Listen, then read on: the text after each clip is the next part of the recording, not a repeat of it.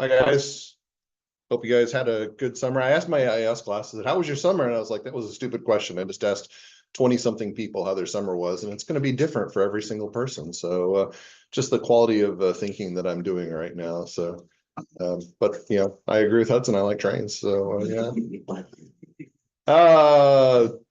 We're going to be doing some auditing. So everybody in this classroom knows me. I've had you in AIS before, so that's good. I think I was trying to think last semester auditing class was the first one that I'd had everybody in AIS, so it's going to be kind of a nice little foundation.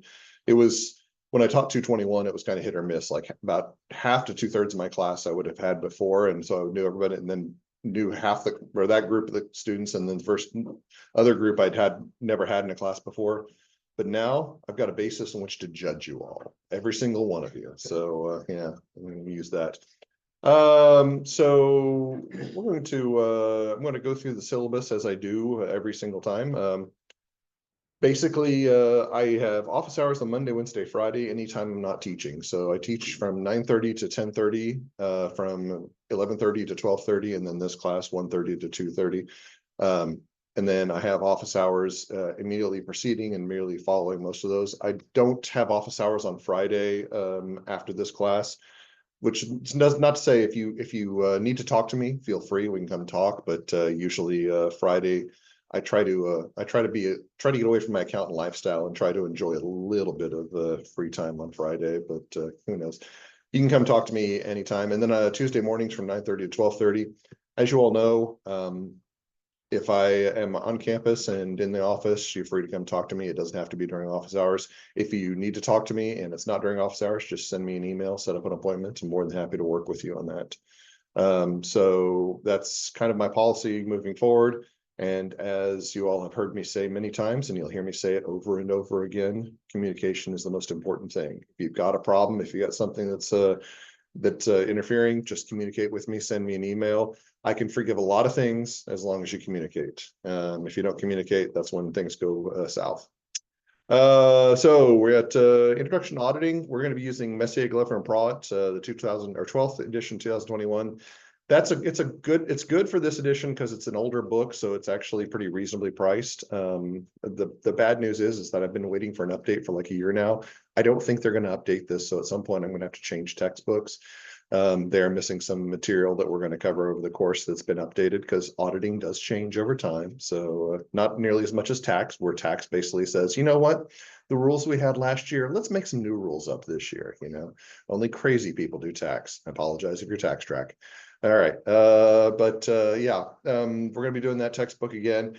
As all for the case with all the McGraw-Hill textbook, I'm going to show you the official line. Okay. Legally speaking, we will be using materials from the McGraw-Hill publishers materials. So you do need to register for Connect. Now, am I going to call the McGraw-Hill police if you don't register for Connect? The absolute answer is no, I'm not going to. Okay. If you choose not to register for Connect, that's on you, not on me. The materials will be made available in any case whatsoever, because you do need to have access to the materials to complete the course. If you are going to register for Connect, there's a link here. I post all my materials on Brightspace. The Connect link is mostly superficial, just if you want to have access to the materials yourself. You can also purchase access to the ebook and Connect through the websites 171.87. So, for legal compliance, I would encourage you to register for Connect. As far as whether you not will, I'm not going to be enforcing that. That's my official line on the matter. Okay. So if you come to my office and says, do we really need to Connect? I'm going to say yes. All right. This is mostly my liability. This is McGraw-Hill Connect says, has he been telling students they don't need Connect? I'm going to say, yes, you need Connect. You need Connect. No, I don't know. So, all right.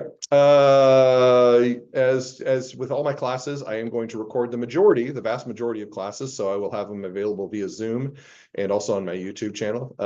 I just did a YouTube scouring. So there's like one video on YouTube, which is going to be increasing substantially. Syllabus and everything else will be on Brightspace. I've made some substantial changes to the way I present stuff on Brightspace, which we will cover in a little bit. Hopefully it's a little bit more straightforward and streamlined. Course objectives.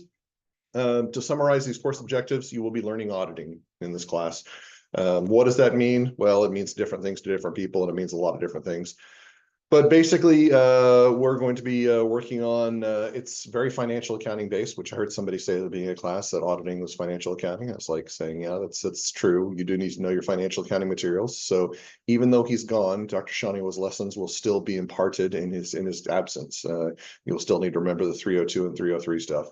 But we'll be talking about that. How do we look at it from perspective of an external party? This blurb down here always causes some confusion. It's in my undergraduate syllabi, 6 to 9 hours per week. Will you be working that on average? Answer is probably not. You'll probably be working fewer hours than that on average. That's a required statement by the Truman State so that people don't feel overwhelmed. I'm very much against the concept of being overwhelmed. Will you do a lot of work in this class? Yes. Will it be 6 to 9 hours in addition to the 3 hours you're in class? No, probably not. That amount could change. There may be some hours that some weeks where you're working more than 9 hours per week, simply because you'll be preparing for an exam. Those tend to be a little bit more rigorous than the other weeks. But for the most part, I think that if you dedicate 3 hours to this class outside of the classroom, you should be in good shape for most weeks, except for the weeks that you need to prepare for the class, big projects. I hate to break this to you, but this is a very heavy lecture format. So if you did not like me talking back in AIS, you're in a lot of trouble. Yeah, I do try to intersperse these with classroom activities, but the simple truth is this is the most qualitative course you will probably take in your undergraduate career. By that, I mean is that we're not going to be talking about how to do journal entries. We're not going to be talking about a lot of numbers. There will be numbers in there, but it's mostly the interpretation of information. So I'm going to be talking to you a lot and saying, hey, what do you guys think about this? And you're going to try to give me a right answer. I'm going to say there are no right answers, except for the ones that I put on the exams. There's going to be a lot of different perspective on how to put on this. We're going to be talking about things that are not necessarily intuitive. It can get very confusing. I'll be repeating myself quite a bit, simply because the most important stuff is the stuff that is very high level critical thinking. Just for context, have you all heard of Bloom's taxonomy? Has that term come up in your education? So Bloom's taxonomy is this concept of how different types of topics are approached from a critical thinking perspective. And the easiest one is memorization. It's basically saying, all right,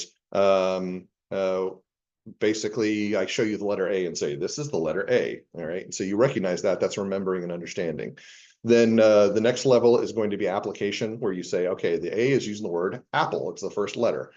Then we start getting into analysis. Analysis is basically saying the context of whether it's used properly, and evaluation is saying why is it used in this context and why is this proper usage. For the CPA exam, there is one section of the CPA exam that uses high level evaluation. Does anybody want to guess what section it is? It's auditing. It's this one right here, okay? So we have the highest level of thinking in this class, which I always get to hold over the head over Dr. Caden, okay? Then she shows me some text problem, and I'm like, I have no idea what that says, okay? Of course, I'm sure if you ran up to Dr. Caden and say, what are the management assertions, Dr. Caden? She'd be like, I don't even know what an assertion means, you know? So I'm sure she knew it at one point. She probably did really well in the CPA exam. So basically we'll be lecturing a lot. So on our regular weeks, which we will have a little bit of interruption of that because of Labor Day, we'll have our primary lecture on Monday. We'll have our follow-up lecture, or a second primary lecture, depending on what it is we're covering, on Wednesday. Then on Friday, pretty much Friday is devoted entirely to homework review. And the homework exercises, they're substantially more rigorous than they were back in AIS. So if you were looking forward to all right, easy homework, I'm sorry, guys. I do have some pretty stringent homework policies in this course, and the reason why is because this is such a qualitative course. The stuff that I have to hand you is substantially more difficult. The good news on the homework is just like my AIS course, it is completion based, not accuracy based, but it does require a little bit more work than the AIS work. So let's talk a little bit about that. So pretty much after every chapter, or after every segment of chapters, because when we get into later semesters, I'll be covering 2 chapters a week, or later part of the semester, later weeks of the semester. There we go. When we get to the later weeks of the semester, I'll be covering 2 chapters a week. You'll have a homework assignment that's due on Friday. This homework assignment will also be paired with a data analytics assignment, which I'll get to in just a second. But as far as the homework assignment goes, it'll be a combination of multiple choice and short answer or problem or discussion questions. So very similar in format but the detail is a lot more challenging because it's oftentimes more of an interpretation of information rather than just identification of which of the following is an element of a UML diagram. It's going to be trying to interpret what the information means. The multiple choice questions are pretty straightforward. However, I do have a policy that I follow, and you're going to notice this, okay? There's a paragraph here that's in italics, which obviously means it's important. Then I have italics, bold, and underline, which means it's very, very important. So make a note of this because this always is a problem every single semester I've taught this way. So it's been, I think, 5 years that I've been teaching this type of format, all right? For your multiple choice questions, not only do you have to answer the question, like say, this is the answer A, you have to give me a rationale, an explanation for why you answered A or why you answered B. And you might ask, why are you putting this through this, Dr. Barnes? And the answer is that these are some of the more challenging concepts, and you need to be able to think about them from a detailed perspective. You need to be able to reason your way to an answer. If you're just guessing, then that doesn't really do anything for your preparation. So there's a 3-phase, I think I told you back this in AIS, there are three phases to learning, at least that's what common pedagogical information says, is that you have the introduction and then 2 reinforcement steps. We have an introduction, which is my stuff that I'm going to tell you in the lecture. Then we have reinforcement of you working on the homework assignment, and then we have another reinforcement of me running through the homework assignment. So I do not expect you to be perfect on this. In fact, there's going to be a point in the semester where you're going to hit and you're going to be like, I don't understand any of this. And that is fine. The whole goal is not to get it right on the first try. The whole goal is to get it right on the final try. Okay. So if you get it wrong on the homework, I don't care. If you get it right on the exam, that's when I start caring. Okay. Or if you get it wrong on the exam, hopefully that doesn't happen. Hopefully you get no questions wrong on the exam. It has not happened yet, but I hope that's the case. All right. So when you're thinking about multiple choice questions, the easiest way to approach this is to approach every single answer and think about every single answer individually. And you may think it's really unfair that I'm going to make you write out answers for every multiple choice question. You guys have it easy. Not too long ago, I had my students write out answers for every single answer, okay? You want to know what that did in my evaluations? It actually didn't do that much to them, but students still complain about it, okay? They didn't like that, and I thought it was a little bit too much. So I'm giving you the easy route. So you could always have it harder. I could make you write out answers. The reason I don't do the full answers anymore is because students, when they wrote out for every single answer, they tended to write out much less detailed work. So what I would prefer you do is write out a detailed response for the one answer that you chose, rather than just a little blurb for every single answer. That's my goal. And I know that it's going to be a lot of work, and I know that it's tedious, but trust me when I say it has a marked improvement on your performance on the exam. When I instituted this policy, I compared the year before and the year after, there was a jump of 20% on performance on multiple choice questions on the exam, which that is a statistically significant amount. So even though it seems like that I'm doing something tedious and I'm making you guys walk through something that's really pointless, I promise you that it does have an impact in this particular course. I probably should do that in all my courses, but you know, I haven't gotten to that point yet. I haven't got to the point where I want to burn all of my evaluations just yet. Additionally, in addition to homework assignments, I will occasionally, I think it's like 4 different chapters, I will have discussion assignments. The discussion assignments are not worth any points, but they can have an effect on your grade if you do not prepare for them. So these are actually on Brightspace as reminders. You do not have to submit anything for these. You just need to prepare for them. So our first one's actually going to come next week. It's going to be our Chapter 3 discussion, which I think is on Monday. And it's a very simple client acceptance or continuation, client acceptance exercise, or I should say, client continuation exercise. We have a client and we have to determine, do we want to continue being the auditor for this client, which you will need to prepare responses to that based on what I've provided with you. So that's basically what I'd like for you to do, is prepare that. I'm trying to move away from Socratic method of teaching, which I think I've talked about this before. Socratic method is where I kind of cold call on people and have them answer. I'm moving away from that. I'm probably not going to do any homework assignments like that this semester because it's starting, I don't know what it is, but it's starting to really bother me. I don't think that people are comfortable when I do that. For the discussions, I may call on you, okay? I will try to give you advance notice if I decide to call on you. I just won't call on you by a random, but I do expect you to be prepared enough that if I call on you, you can provide a detailed and articulate response. That being said, there is definitely one discussion where you've already been assigned a topic area, you look at the chapter 5 discussion, everybody in the class has been assigned one assertion. You do need to be prepared to talk about that assertion, which you may say, what's an assertion, Dr. Barnes? And I say, just wait, okay? We'll get to that, I promise. Trust me when I say that you will know assertions like the back of your hand. If you don't know the back of your hand, you'll know assertions better, all right? Now, another thing we're going to be doing, and this is one that I have a mixed feelings about. I do really think that this is a valuable exercise. What I do not like is that I'm not able to devote sufficient time in class to talk about this. And this is kind of our data analytics tool. This is called IDEA, which IDEA is actually the program that I used when I worked at KPMG in data analytics. And the funny part is that it looks almost identical to what I worked on 20 years ago. So the software is still very valuable. There are better data analytics programs. For those of you who are going to the graduate program, Alteryx is much, much better than IDEA. So you may say, why are we doing IDEA, Dr. Barnes? And I said, because we have the free software and because the publisher provides the exercises. So I do think that IDEA has some benefits, and it is another tool that you can actually use in your arsenal of data analysis. There are still companies out there that use IDEA pretty regularly. Even though the tool itself has not changed that much, it's still very powerful. It's much more potent in some ways than other programs out there. It's got some really, really neat features. My feeling about this is that you will be doing the IDEA assignments, but we will not talk a lot about them in class, which I don't like. And you may say, well, why don't we talk about them in class, Dr. Barnes? It's because I don't have time. I don't have time to go over everything. So these are largely standalone. Let me tell you a little bit about what you need to be doing for these assignments. So let's go ahead and go to the content. So I have everything set out for the assignments, and I'm doing this week by week, which hopefully will be a little bit easier for everybody to follow. But you will see a week that I've actually got to what we're going to be talking about this first week, and your first homework assignment, which is going to be due on Friday. And then I've also got your IDEA assignment, but you'll notice there's no detail here. For your IDEA assignment, you will need to go to the IDEA assignment files, and in the IDEA problems, it will actually give you the problems that you're assigned for every chapter. So if I assign you chapter 1 and chapter 2, you will complete the IDEA assignment for chapter 1 and 2.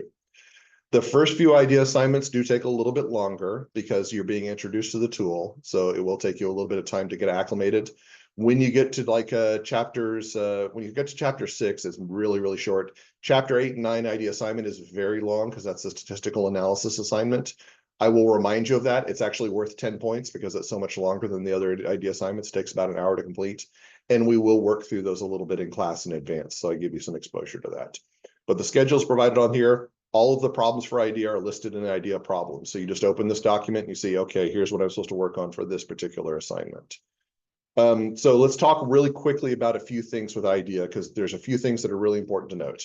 First and foremost, this is the most important, and it happens every semester, so I'm going to say it now, and then when somebody asks me a question about it, I'm going to point you to this point in the lecture that's on YouTube, okay? If you run a query in IDEA, and a query is just simply a routine, you run a task, say IDEA, provide this output for me or provide this information for me. If you run any type of query, you have to substantiate your query. And what that means is that you have to show me a screen capture in IDEA of you running the results of that. Now, why do I ask for that information? The answer is twofold. First of all, this is what you do in true data analytics. You actually show where the results of the query came from. Secondly, if I just basically asked you to give me an answer, one person in this class could come up with the answer and share it with 15 other people, all right? Not that you would do that, but that's a possibility that can happen. I want every piece of work that you do to be shown as your work, and I want you to do true documentation of it. So basically what this means is for your IDEA assignment, you will answer the question, and then in that same Word document that you provide to answer the question, you will show me a screen capture of where you got your results from. This is every single query that you run in IDEA needs to have that. And when I say every single one, I mean every single one. Okay. If you come up later on in the semester and says, oh, he probably doesn't need a screen capture for this, I want you to remember these words. Every single query. It can get a little bit long and tedious, especially tedious for chapter 8 and 9, because there's a lot of queries there. Again, I want you to get in the habit of doing the documentation for data analysis purposes, showing how you actually came up with the answers. So that's the first thing, is you do need to actually provide substantiation of all your results. Secondly, the question comes up, can I download IDEA? The answer is absolutely yes. I provided a link on how you download, or where you can download this at. I've got a Caseware website link where you can download this here. First of all, if you've got a Mac, please don't download it, okay? Mac and IDEA does not like to work together. So you may say, how can I still use IDEA? The answer is this is on the Truman computer system. This is on the computer lab system. And honestly speaking, regardless of what type of PC you have, I would prefer that you use the Truman State instance for a couple of reasons. First of all, it already has the data files that we'll be working with set up on there, at least the initial ones. All right, so you don't need to download anything. Secondly, Caseware, which is the publisher of this program, they recently updated to a new version and are no longer supporting legacy software. We currently have the legacy software on the Truman State system, which is the one that we use for this course. I don't think it'll be a big deal if you use the new version. If you want to download it on your computer, I think that'll be fine. I haven't noticed any differences in the versions that I've been using, but that may come up. So that's why I would prefer that you use the ones on the Truman Computer Lab. If you've never used remote desktop, they actually have improved it pretty substantially. It can actually now open to the full screen to where that's all you're working on. It looks like your actual desktop. And so it's a little bit easier to work with than it has been in the past. But it's all up to you. It's your preference. If you decide you want to download it, you're perfectly welcome to. Just note that there may be some subtle differences between the tutorial that you're looking at and the version that you're looking at. Everybody clear on that? By the way, what percentage of queries should you provide substantiation for an idea? 100% of queries. Yes. Okay. I just wanted to make sure if you remembered that. All right. We do have a detailed Excel assignment due to it later in the semester. First of all, I'm going to say, make sure you make a note of this in your schedule, because this will come up like 2 days before in Brightspace and will not warn you. I will try to mention it consistently over time. This is the one that gets away from me. For some reason, I tend to forget about this like till the week before it's due, and then everybody's scrambling. So please make sure you note this, that you've got this coming up. I will have more detail on this. The only reason I don't have the actual assignment done is my GTRA has to redo the preparation for this assignment, and we're on first day. This should be up by week 3, so you'll see what it is. Basically, you're going to be preparing a basic analytical procedure for a series of clients. And that sounds like it's something that's kind of imposing, but it's actually pretty straightforward. The biggest issue that I usually run into is not people doing the assignment, but people just not having enough time to do the assignment and not taking sufficient effort. All I'm really looking for is that you put some thought into it. It's pretty straightforward to figure out the analytics and put them in there. Just have sufficient time. If you try to wait till the day of the assignment, you will not complete the assignment in time. So that's why I want you to do it. It does take a little bit of time, but most of that is properly setting up the analytic and formatting your Excel spreadsheet. And I do great on formatting in this. Professional interaction write-up. Everybody in this class has done this before. This is my way to make sure that you're actually engaging with people outside of the class. So you do need to engage in that manner. So there will be actually a multitude of those this semester, a lot of them. In addition to the executive residence, we've got a lot coming up, and I'll try to make sure I mention those to you as they come up. If you're part of Beta Alpha Psi or DSP, any of those presenters will work fine as well. Question comes up, will I accept Meet the Firms? The answer is no, but I'll explain why in just a second. However, Beta Alpha Psi does have a professional panel that's going to be the day before Meet the Firms. That is fine if you want to do that one, okay? A lot of opportunities there, and just needs to be one. You all know the drill. It's 2 paragraphs, what the presentation was about, what you learned from it, and you just have to submit that. By the way, you will probably have other classes where your instructors will be doing this as well. This is something that we've started focusing on a little bit more diligently in other classes. The question is, can you double dip? Absolutely. I don't care if you do this for another, do the same presentation for another class. Like if you're taking Dr. Otero's class this semester and she says you have to do one, and you say, well, I'm going to use the same one for Dr. Barnes. Fine. I don't care. Okay. Dr. Otero might care, but I don't care. Okay. And that's why I'm better than Dr. Otero. Oh, I'm going to have to edit that out. I'm going to edit that out. Nope. Didn't say that. Just joking. Yeah. So these are due pretty close to the end of the semester, I believe, Friday, November 15th, which I believe is shortly before the set of exams. I'm not sure exactly why I chose that date. Anyway, exams. For the exams, I have chosen to do 3 midterm exams in this class and 1 final exam. The reason I do this is that I try to stagger my exams with my other undergraduate class, so I don't do 2 exams right on top of each other. I have done that, 2 exams on the same day. It is misery. All right, it is misery. So preparation and writing and then grading, all that. So that's kind of why I set that up. There will be some overlap in the final or the last of the midterm exams. They'll come approximately at the same time. And there's also a final exam. The midterm exams are 60 points each. I think there are 12 multiple choice questions and usually 1 to 2 problems. They are intended to be short and much shorter in duration than the AIS exam because the questions are harder to answer. That being said, I traditionally don't have much problem with people finishing the exams within 50 minutes. As you all are expecting, here are the dates of those. And the question is there an optional final exam? Answer is yes. It happens again in this course, believe it or not. So what do you have to do to complete the exam or get opt out of the final exam? Here's the list. And these are to be things you're all doing anyway. Full completion of all homework and idea assignments. Score at least 15 out of 20 on the Excel assignment. By the way, this is the one in this course that seems to trip people up. You don't spend enough time preparing for the Excel assignment, and then all of a sudden you score below 15 and you have to take the final exam. I'd say in 90% of the cases, that's the one assignment that really messes up. Actually, it's really weird. The unexcused absences, that's the one in AIS that usually creates a problem. This one is the one that creates a problem in auditing. By the time you've gotten to this point, say, well, Dr. Barnes will harp on me if I don't show up for class. So everybody's here in class. The one that really creates a problem is the Excel assignment. So make sure that's on your calendar. Completion of the professional interaction write-up. Score 40 out of 50 on the group presentation, which should be pretty easy to do. Summaries of the group presentations, which is the same summaries that I had you guys do for AIS, just to make sure that you're paying attention to what's being presented. Completion of all in-class and extra credit opportunities authored. And we will actually have 1 extra credit opportunity, which I'll talk about here in a second. We get to extra credit. Group presentation, we'll cover a lot of material, but it's not even scratching the surface, unfortunately. The question always comes, will you be prepared to sit for the CPA exam after you take this course? And I said, if only. If you sit for this class and then sit for Becker shortly after, you should be in good shape. But we don't cover everything that's covered on the CPA exam. And it's going to seem like that's ridiculous. Once we cover everything in this course, you're going to say that's so much material. It is a lot, but there's a lot more to cover in here. So we're going to have some presentations that cover material that we only glance at in this course. And you can see the list here. Basically, you'll want to select a presentation group with your presentation topic with your group. There are currently 16 people enrolled in this class, so it's going to be 4 groups of 4 is the way I'd like to set this up. You all know the policy. If you have 4 people that want to be in a group, you can say, I'd like to be in a group with these people. If you don't have a preference, if you have like 1 or 2 people that want to be in a group together, I don't know why one person would want to be in a group with them. If you have 1 or 2 other people, you can send me in complete groups. That's fine. I will randomly assign anybody else who's not assigned. So start thinking about that. And then you will all present select one of these topics and present on them.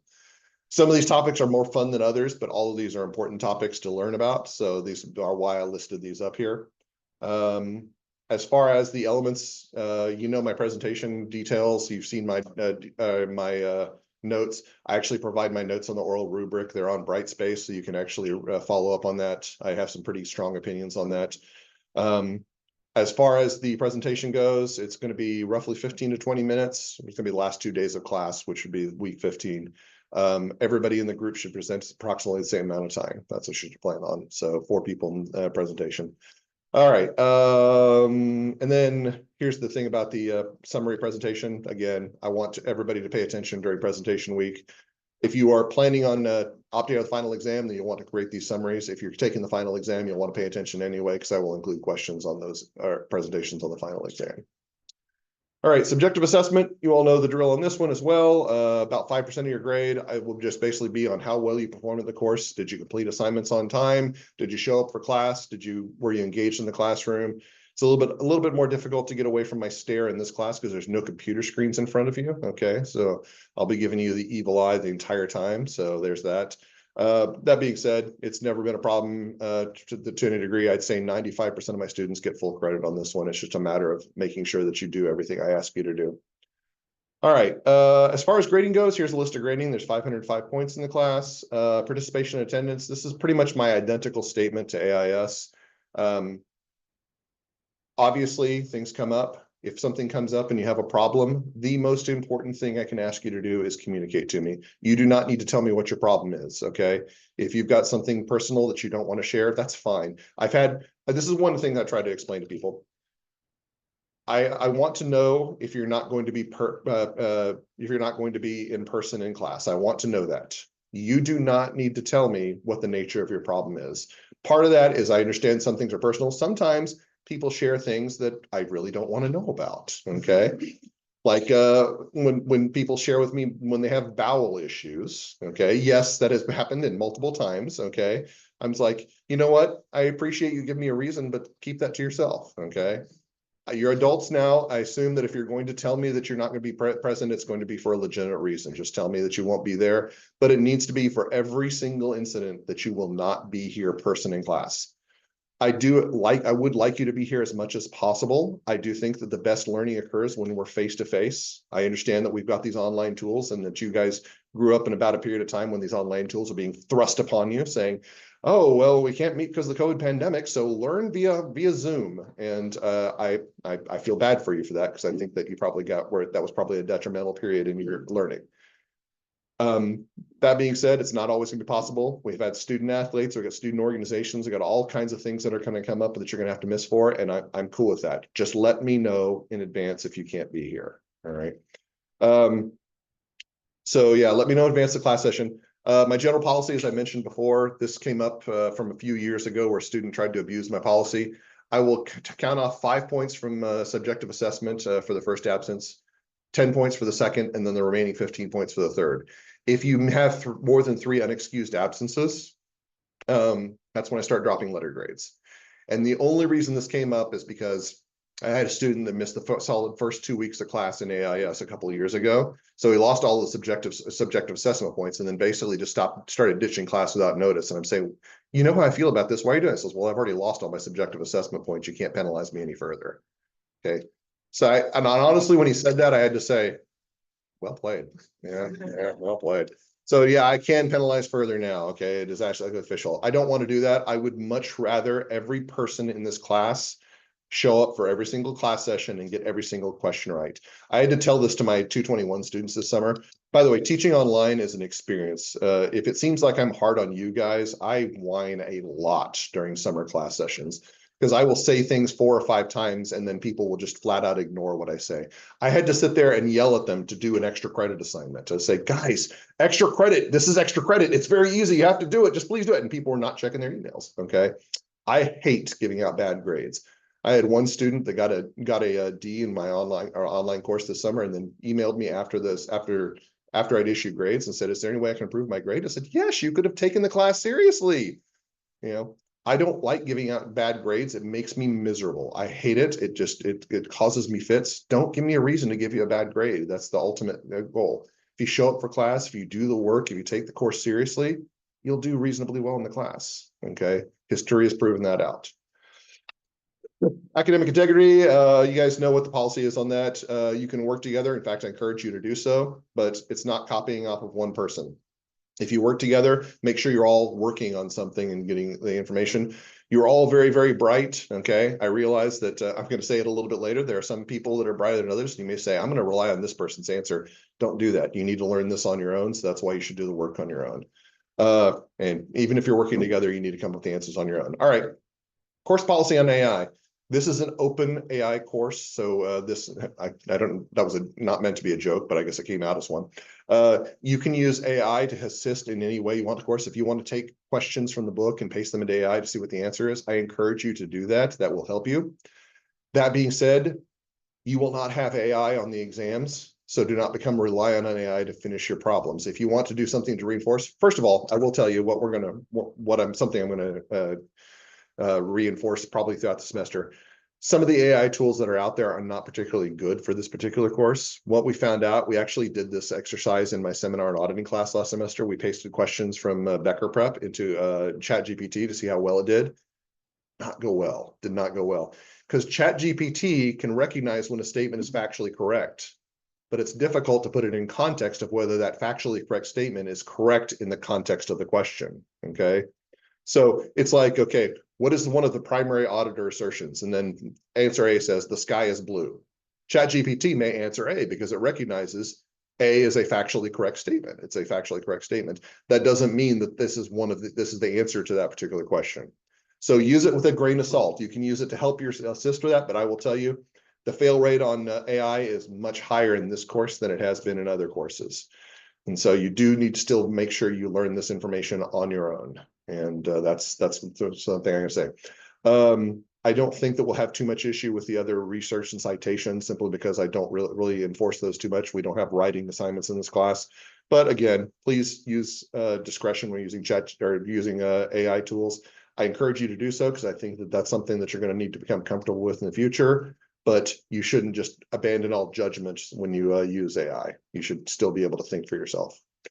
If you've got access or disability issues, please let me know. You also should reach out to the Office of Student Access and Disability Services. Extra credit. There is at least one extra credit assignment in this course, and that will actually be coming up in about 2 weeks. That's going to be Meet the Firms. I think by this point, everybody in this classroom in particular should be planning on attending Meet the Firms, simply because it's a good network opportunity. The only scenario I can see is like if you've got a signed letter and you're planning on going to this particular firm and you have no reason to visit Meet the Firms, you can come talk to me about that. I have given that situation come up. Otherwise, I still encourage you to do that. At the very least, probably your firm that you're going to be going to is going to be out there. You can go and visit the people that are going to be representing your firm. We've had several students that have been in this class that have actually been firm representatives for Meet the Firms. They've gone out there and represented. They said, we're the student representatives. So I encourage you to do that. It's worth 5 points. In the situation that you cannot attend Meet the Firms, like say, for example, you're busy that Friday for whatever reason, there is an alternate. You can attend the Career Expo, which will be late September.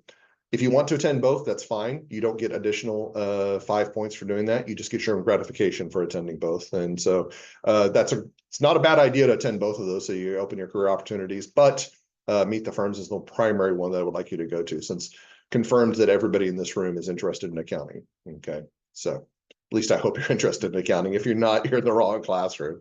All right. As far as course conduct goes, you need to have an understanding and effort. I will not be able to observe your effort, so I'm going to gauge on your understanding. That being said, if you really want to demonstrate your effort, come talk to me, send me emails, ask me questions during class. That will go a long way to me believing that you're doing a harder task, or you're doing a job. You're doing work to make sure that hard work to make sure that you can do well in this course. I will say that if you put in legitimate, like if I see you in the classroom and just staring at your computer all the time and ignoring me and zoning me out, I am less likely to round your grade up to the next grade than if you're constantly asking me questions or trying really, really hard. I will tell you right now, and this is an unfortunate truth, I've had some students who work really, really hard in this class and it just doesn't click. This is not traditional accounting, and I hate that. Like when a student really struggles on exam and they tell me I studied for like 15 hours for this exam and I got like a 65%, I hate that. It makes me very, very sad. All right. That being said, it may happen, and I will do everything I can to accommodate you if you put in the effort. If you put in minimal effort and you get like to a 78.7% and you're like, Dr. Barnes, will you round me up? I say, what is my motivation? And you'll have to provide that to me. If you can point to that, if you say, well, I asked you questions, here's an email that I sent to you, I went to office hours this one time. If you can point to all those, then I'm going to say, yeah, absolutely, I'll round you up. If you can't point to those, then it's very unlikely that I will. Okay, so that's going to be the reward. You all know by now I talk quickly, and I tend to talk more quickly when I get excited, and I get more excited about auditing than anything, which sounds terrible, I know. I'll tell you some stories. We'll get into some stories when we get in there. I'll talk about some of the experiences that I have, and that's when I start going like this, like that. If I need to slow down and repeat something, just let me know. I'm more than happy to do so. Conduct yourself professionally. You can have fun in class, but ultimately you do need to be here to work. I did have some students last semester. They were having a really good time, which I encouraged, but they started their good time kept overflowing into when I was trying to start the lecture. And I said, okay, guys, okay, settle down. I'm glad you're having a good time, you know. And when I start talking, basically everybody needs to start focusing their attention on me and start focusing on the material at hand. Again, I enjoy having a good time in class and laughing, and I think that's the best way to engage, but I also want to make sure that you are truly engaged and not just blowing me off, which you'd be paying me a lot of money for doing nothing if that's the case. Yeah. Email, as you should probably know, I do like professional email by now, not because I think I deserve it, but because I want you to prepare for sending professional emails in the real world. This is the course where wow, how many years ago? This I graduated in 2019, I think. I had a student that was in my 2018, spring 2018 course, send me an email from Maxwell's with thank letter U, okay? And it was really miserable because he was the best performer in that entire course. He had the highest grade in the course, and I had to fail him because he sent me a letter or email with thank you. Okay. You send me the letter U instead of YOU, that's automatic failing grade in the course. Okay. So just be very careful. It's obviously a joke, but please make sure you send good emails.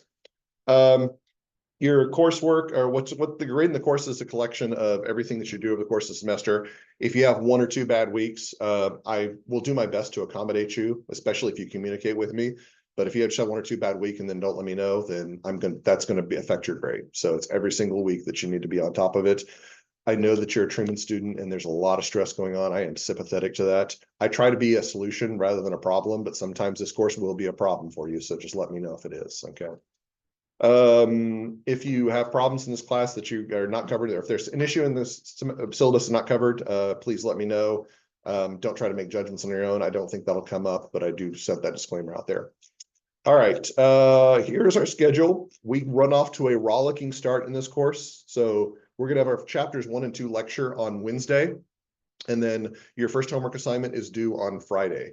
Your first homework assignment includes the chapters 1 and 2 homework, which is pretty short, to be fair, but you also your first idea assignment, which is a little bit longer. So you do need to prepare for that. Also, your beginning is, I don't know why I've got the beginning of semester questionnaire due. You guys don't do that in this class. Okay, hold on. Get out of here. There's no beginning of semester questionnaire due. All right.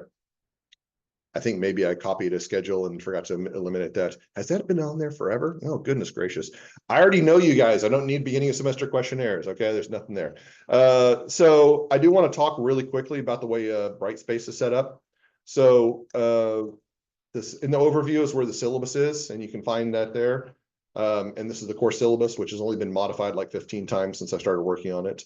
And then course materials has got quite a bit here.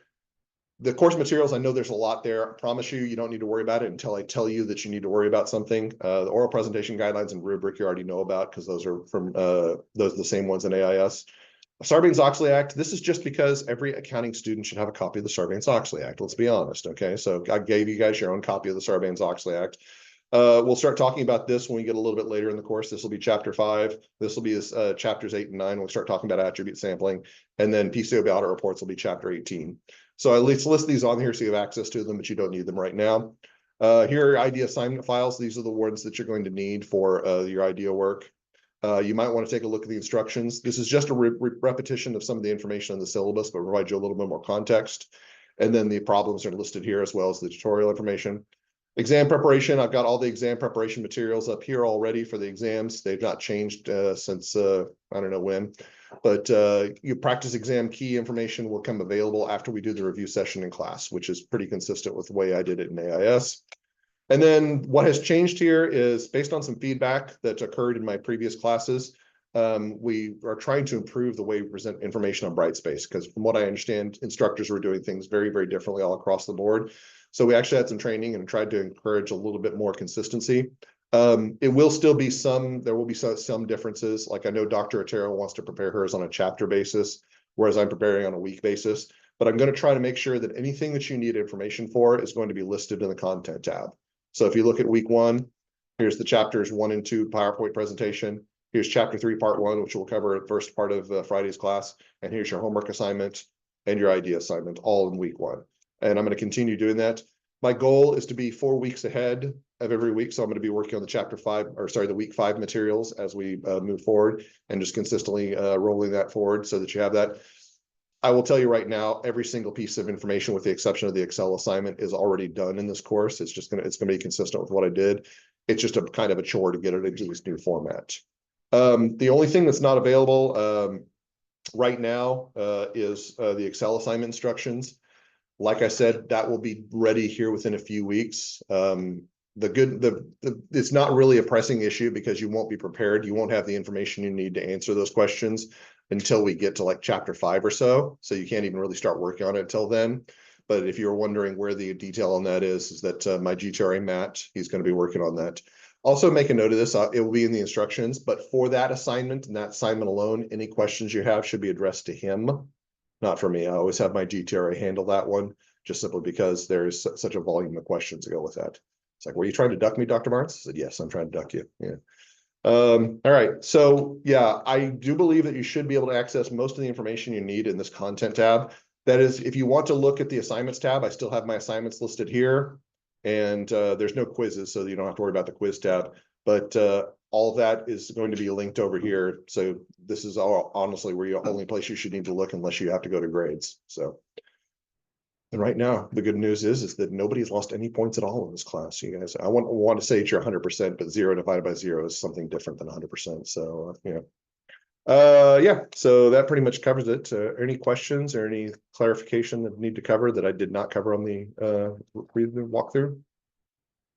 All right. So like I said, we will start on chapter 1 and 2 on Wednesday. So that'll be our lecture, and then your homework assignment, first homework assignments will be due on Friday. So make sure you're up to date on those. Have a good day. I'll see you then.